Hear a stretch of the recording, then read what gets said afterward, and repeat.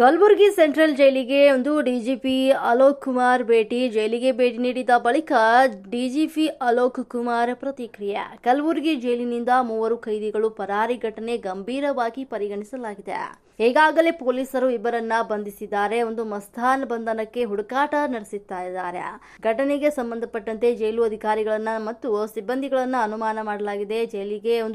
ಜೈಲಿನ ಭದ್ರತೆ ಹೆಚ್ಚಿಸಲು ಅಧಿಕಾರಿಗಳ ಜೊತೆ ಚರ್ಚೆಯನ್ನ ಮಾಡಲಾಗಿದ್ದು ಸರ್ಕಾರಕ್ಕೆ ವರದಿಯನ್ನ ಸಲ್ಲಿಸುತ್ತೇನೆ. ಜೈಲಿನ ತಂತಿ ಬೇಲಿ ಸುಸ್ಥಿತಿಯಲ್ಲಿಡಲು ಸೂಚನೆಯನ್ನ ನೀಡಲಾಗಿದ್ದು ಜೈಲು ಇಲಾಖೆಯಲ್ಲಿ ಸಿಬ್ಬಂದಿಗಳ ಕೊರತೆ ಇದೆ. ಶೀಘ್ರದಲ್ಲೇ ಸಿಬ್ಬಂದಿಗಳ ನೇಮಕ ಮಾಡಿಕೊಳ್ಳಲಾಗುವುದು. ಕೈದಿಗಳು ಪರಾರಿಯಾಗದಂತೆ ಮತ್ತು ಅಕ್ರಮ ಚಟುವಟಿಕೆಗಳಿಗೆ ಕಡಿವಾಣ ಹಾಕಲು ಅಧಿಕಾರಿಗಳಿಗೆ ಖಡಕ್ ಸೂಚನೆಯನ್ನ ನೀಡಲಾಗಿದೆ ಅಂತ ಹೇಳಿದ್ದಾರೆ.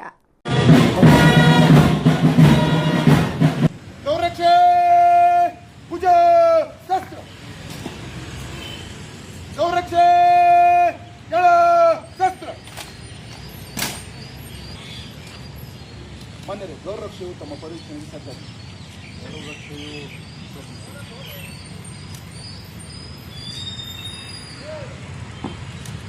ಗೌರಕ್ಷೆ ಪೂಜಾ ಶಸ್ತ್ರ,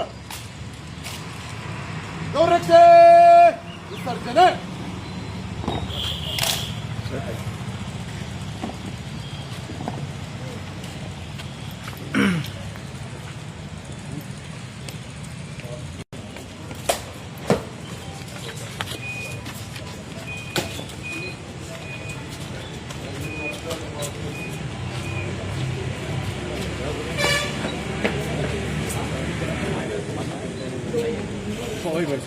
ಅಲ್ಲ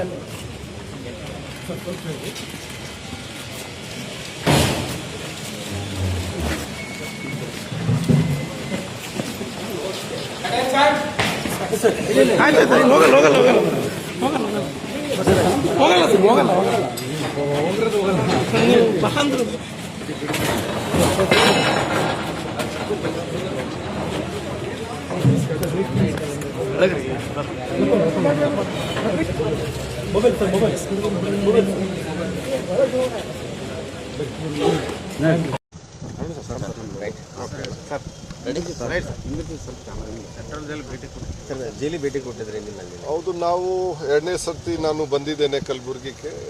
ನಾನು DG ಪ್ರಿಸನ್ ಚಾರ್ಜ್ ತಗೊಂಡಿದ್ದ ನಂತರ ಮತ್ತು ಹೋದ ಸರ್ತಿ ಜನವರಿ ತಿಂಗಳ ನಾನು ಬಂದಿದ್ದೆ. ಆ ಸಮಯ ಒಂದು ಕೆಲವು ವಿಡಿಯೋ ವೈರಲ್ ಆಗಿತ್ತು. ಈಗ ಕೂಡ 14ನೇ ತಾರೀಕಿಗೆ ಒಂದು ಘಟನೆ ಇಲ್ಲಿ ಆಗಿತ್ತು. ಅಲ್ಲಿ 3 ಜನ ಪ್ರಿಸನರ್ಸ್ ಏನಿದೆ ಅವರು ಫರಾರಿ ಆಗಿತ್ತು. ಆ 3 ಜನ ಒಳಗಡೆ ಈಗ ಕಲಬುರಗಿ ಪೊಲೀಸ್ ಮತ್ತು ಬೀದರ್ ಪೊಲೀಸ್ ಅವರು ಸೇರಿ ಅವರು ಇಬ್ಬರಿಗೆ ಈಗ ಮರುಬಂಧನೆ ಅವರು ಮಾಡಿದ್ದಾರೆ. ಅದೇ 3ನೇ ಆರೋಪಿ ಮಸ್ತಾನ್ ಎಲಿಯಾಸ್ ಮಾಸಾ, ಒಂದು ಊರಿದೆ ಬಸವ ಕಲ್ಯಾಣ್ ತಾಲೂಕಲ್ಲಿ ಇಸ್ಲಾಂಪುರ ಹತ್ರ ಅವ್ರದ್ದು ಊರಿದೆ. ರಾಜೇಶ್ವರಿ OP ಇದೆ ಬರದ್ದೆ, ಅಲ್ಲಿದೆ. ಇನ್ನೂ ಒಂದು ಪತ್ತೆ ಇನ್ನೂ ಆಗಿಲ್ಲ. ಆದರೆ ನಮ್ಮ ಅಧಿಕಾರಿಗಳು, ಪೊಲೀಸ್ ಅಧಿಕಾರಿಗಳು ಅದರ ಬಗ್ಗೆ ಅವರು ಪತ್ತೆ ಮಾಡ್ತಾ ಇದ್ದಾರೆ. ಮತ್ತು ಯಾವ ರೀತಿ ಇದು ಆಗಿತ್ತು ನಾನು ಕೂಡ ಒಂದು ಜನರಲ್ ಆಗಿ ಏನು ಇಲ್ಲಿ ವ್ಯವಸ್ಥೆ ನಡೀತಾ ಇದೆ ಅದು ಪ್ಲಸ್ ಈ ಕೇಸು ಕೂಡ ಏನಿದೆ ಅದರ ಬಗ್ಗೆ ಕೂಡ ಪರಿಶೀಲನೆ ಮಾಡಿದ್ದೇನೆ. ಸೊ ಈ ಕೇಸ್ನಲ್ಲಿ ಯಾರು ಲೋಪದೋಷಗಳು ಇತ್ತು ಅವರ ಮೇಲೆ ಈಗಾಗಲೇ ಕ್ರಮ ಜರುಗಿಸಲಾಗಿದೆ. ಆದರೆ ಇನ್ನೂ ನಾನು ವಿಚಾರಣೆ ಮಾಡಿದ್ದೆ ಅಧಿಕಾರಿಗಳಿಗೆ, ನಮ್ಮ KSISF ಅಧಿಕಾರಿ ಅವರಿಗೆ ಮಾತಾಡಿದ್ದೆ. ಮತ್ತು ಮುಂದೆ ಹೇಗೆ ಸುಧಾರಣೆ ಮಾಡಬೇಕು ಅದರ ಸಲುವಾಗಿ ಕೆಲವು ನಾವು ನಿರ್ದೇಶಗಳು ನಾವು ಈಗ ಕೊಟ್ಟಿದ್ದೀವಿ. ಆ ನಂತರ ಅದರ ಜೊತೆಗೆ ಈಗ ನಾವು ಈ ಕರೆಕ್ಷನಲ್ ಸರ್ವಿಸೇಜ್ ಏನಿದೆ ಅದರ ಬಗ್ಗೆ ಸ್ವಲ್ಪ ಒತ್ತು ನಾವು ಕೊಡಬೇಕು ನಮ್ಮ ಎಲ್ಲ ಪ್ರಿಸನ್ಸ್ನಲ್ಲಿ, ಕರ್ನಾಟಕ ಪ್ರಿಸನ್ಸ್ನಲ್ಲಿ. ಸೊ ಆ ನಿಟ್ಟಿನಲ್ಲಿ ಕೂಡ ಅವರಿಗೆ ಕೆಲವು ನಿರ್ದೇಶಗಳು ನಾವು ಕೊಟ್ಟಿದ್ದೀವಿ. ಯಾಕೆಂದರೆ ನಾವು ಬಹಳ ಕಡೆ ಹೋಗಿ ಪ್ರಿಸನ್ ನಾನು ವಿಸಿಟ್ ಮಾಡಿದ್ದೇನೆ. ಅಲ್ಲೇ ನಾವು ಹೋಲಿಸಿದರೆ ನಾವು ಕರ್ನಾಟಕದ ಪ್ರಿಸನ್ಗಳು ಸ್ವಲ್ಪ ಕರೆಕ್ಷನಲ್ ವ್ಯವಸ್ಥೆ ಏನಿದೆ ಅದು ಸ್ವಲ್ಪ ಅಲ್ಲಿ ಕೊರತೆ ಇದೆ. ಸೊ ಅದು ಕೂಡ ನಾವು ಈಗ ಹೇಳಿದ್ದೀವಿ. ಮತ್ತು ನಾವು ಸೆಕ್ಯೂರಿಟಿ ಹೆಚ್ಚಿಸಲಿಕ್ಕೆ ಅದು ಕೆಲವು ನಿರ್ದೇಶ ಕೊಟ್ಟಿದ್ದೀವಿ. ಸೊ ಇದು ಮಾಡಿಕೊಂಡು ನಾವು ಇದು ಬಂದಿದ್ದೀವಿ. ಈ ರೀತಿ ಘಟನೆ ಆಗಬಾರ್ದು ಮತ್ತು ಆಗಬಾರ್ದಾಗಿತ್ತು. ಆದರೆ ಯಾರು ಈಗ ಇದು ಆಗಿದೆ. ಸೊ ನಾವು ಅದಕ್ಕೆ ಈಗ ಪನಿಷ್ಮೆಂಟ್ ನಾವು ಅವ್ರದ್ದು ಒಂದು ಸಸ್ಪೆನ್ಷನ್ಲಿ 8 ಜನ ಇದ್ದಾರೆ.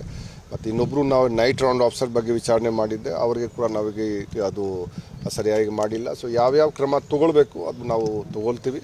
ಆದರೆ ಒಂದು ವ್ಯವಸ್ಥೆ ಅದು ಇನ್ನೂ ಸರಿಪಡಿಸಬೇಕು. ಕಲಬುರಗಿ ಜನ ಪದೇ ಅಂತ ಆಗಲಿ ಗುಟ್ಟಾಗಲಿ ಬೇರೆ ಘಟನೆಗಳು ನಡೀತದೆ. 3 ಜನ ಕೈದಿಗಳು ಒಂದೇ ಸರಿ ಇಲ್ಲ, ಫಸ್ಟ್ ಟೈಮ್ ಇಲ್ಲ ಸರ್. ಕಳೆದ 4-5 ವರ್ಷಗಳಿಂದ ಕೂಡ ಕೈದಿಗಳು ಪರಾರಿಯಾಗಿದ್ದಾರೆ. ಅಲ್ಲ ನೋಡಿ, ನಾವು ನೋಡಿದ್ವಿ ಪ್ರತಿ ವರ್ಷ ನಾವು ಈ 16 ವರ್ಷ ಅದು ಡೇಟಾ ತೊಗೊಂಡಿದ್ದೀವಿ 2008ಇಂದ ಇನ್ನೂವರೆಗೆ 2026ವರೆಗೆ. ಸೊ ಪ್ರತಿ ವರ್ಷ ಏನಿದೆ ಕಿ ಫರಾರಿ ಇದು ಕೈದಿಗಳದು 10, 12, 15, 16 ಆ ರೀತಿ ಇದು ಪ್ರತಿ ವರ್ಷ ಇದು ಆಗ್ತಾ ಇರ್ತಿದೆ. ಆದರೆ ನಾವು ಹೇಳೋದಿಲ್ಲ ಇದಕ್ಕೆ. ಆದರೆ ಕಲಬುರಗಿಯಿಂದ ಆಗಿದ್ದೆ ಅದು ನಮಗೆ ಕಲಬುರಗಿನ ಆಗದ್ದೆ ಅದು ಇಲ್ಲ. ಅದು ಈ ಬಳ್ಳಾರಿಯಿಂದ ಕೂಡ ಆಗದ್ದೆ, ಗೋಕಾಕಿಂದ ಕೂಡ ಆಗದ್ದೆ, ಬೆಳಗಾವಿಯಿಂದ ಕೂಡ ಆಗದ್ದೆ. ಸೊ ಅದು ಎಲ್ಲ ಕಡೆದು ಇರ್ತದೆ. ಆದರೆ ನಾವು ಎಲ್ಲ ಕಡೆ ವ್ಯವಸ್ಥೆ ಸರಿಪಡಿಸಬೇಕು. ಮಾತ್ರ ಈ ಕಲಬುರಗಿದು ಸಮಸ್ಯೆ ಇಲ್ಲ. ಮತ್ತು ಗಾಂಜಾ ಇದು ಹೇಳ್ತೀರಾ, ಇಲ್ಲಿ ಆ ಟೈಮಿಂದು ಆಗಿತ್ತು, ನಾವು ಕ್ರಮ ತೊಗೊಂಡಿದ್ದೀವಿ. ಜಾನ್ವರಿಲಿ ಒಂದು ಘಟನೆ ಆಗಿತ್ತು. CS ಏನಿದ್ದಾರೆ ಇನ್ನೂ ಅವರಿಗೆ ನಾವು ಯಾವ ಕಡೆ ಮರು ನೇಮಕ ನಾವು ಮಾಡಿಲ್ಲ. ಮತ್ತು ನಾವು ಆ್ಯಕ್ಚುಲಿ ಸಸ್ಪೆನ್ಷನ್ ರಿಕಮೆಂಡ್ ಮಾಡಿದ್ವಿ. ಗೌರ್ಮೆಂಟ್ ಕಡೆ ಇನ್ನೂ ಅದು ಪೆಂಡಿಂಗ್ ಇದೆ, ಪ್ರಪೋಸಲ್ ಏನಿದೆ. ಮತ್ತು ಅವ್ರ ಮೇಲೆ ಡಿ ಸಲುವಾಗಿ ನಾವು ರಿಕಮೆಂಡ್ ಮಾಡಿದ್ವಿ. ಸೊ ಆ ಟೈಮ್ಗೆ ಕೂಡ ಯಾರ್ದು ಲೋಪದೋಷಗಳು ಇತ್ತು, ನಾವು ಇದು ಮಾಡಿದ್ವಿ. ಮತ್ತು ಆ ನಂತರ ಯಾವುದು ಘಟನೆ ಗಾಂಜಾದು ಅಥವಾ ಇದು ಆಗಿಲ್ಲ.